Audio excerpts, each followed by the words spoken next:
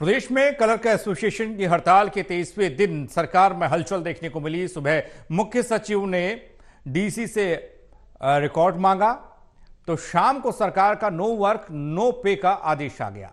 Total news से खास बातें क्लर्क ने की तो सरकार के दबाव की रणनीति इसे कहा।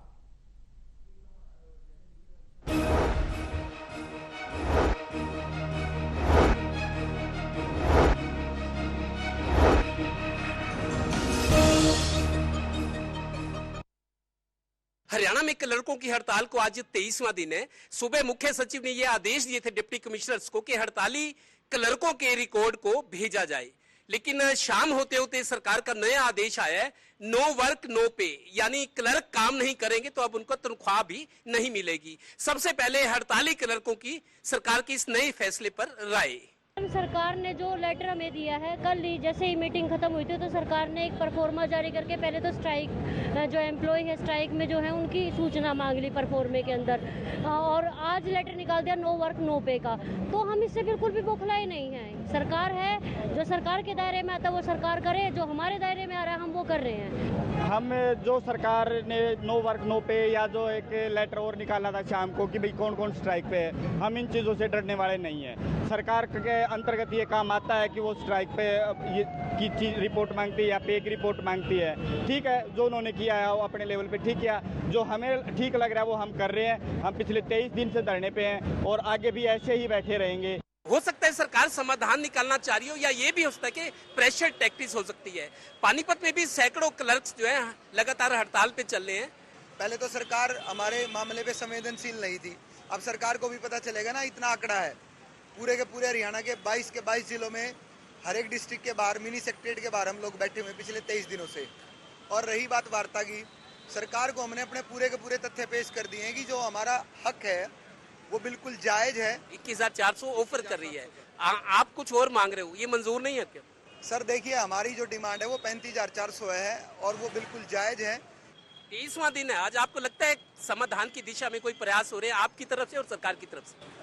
देखिए सर, हमारी तरफ से जो प्रयास हुए हैं, बार बार जो भी डॉक्यूमेंट्स हमसे सरकार ने मांगे हैं, चाहे वो पड़ोसी राज्यों के क्लर्कों का पे स्केल हो, चाहे हमारा जो कार्य प्रणाली हमारी है वो हो, हमने वो सभी डॉक्यूमेंट्स सरकार को बार बार हर मीटिंग में दिए हैं।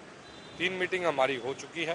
देखो, सकारात्मक तो है, सरकार भी बार बार मीटिंग कर रही है और हमारी तरफ से भी मीटिंग हो रही है, तो सकारात्मक तो है। उम्मीद है सरकार जल्द हमें हमारा हक दे देगी। अभी 2 दिन पहले एक रिपोर्ट आई थी कि सरकार के काम प्रभावित है डिपार्टमेंट्स में, शायद 200 करोड़ से ज्यादा का रेवेन्यू लॉस है, क्योंकि आप लोग काम नहीं कर रहे, रजिस्ट्रियां होती हैं और जो एसडीएम कोर्ट में काम होते हैं, सरकार को रोज पैसा आता है, सैकड़ों करोड़ का सरकार को भी नुकसान हो रहा है, पब्लिक भी परेशान है। तो आप क्या चाहते हैं? सरकार, आपको लगता है, चिंता तो कर रही है, बातचीत हुई है, लेकिन अभी बात बन नहीं रही, रास्ता जल्दी निकलेगा, उम्मीद है? बिल्कुल निकलेगा। मैं तो ये कहती हूँ कि सरकार अब संवेदनशील हुई है हमारे लिए।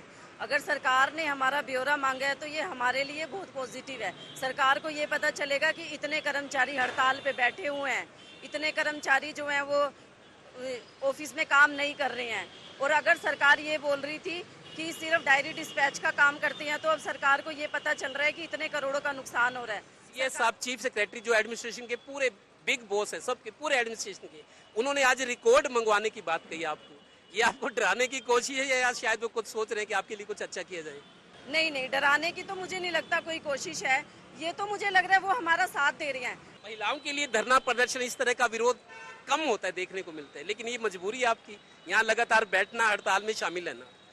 सर एक्चुअली धरना देके कोई भी कुछ नहीं होता। सभी कर्मचारी अपने काम पे जाना चाहते हैं, सभी कोई भी यहाँ पर नीचे बैठ के खुश नहीं है।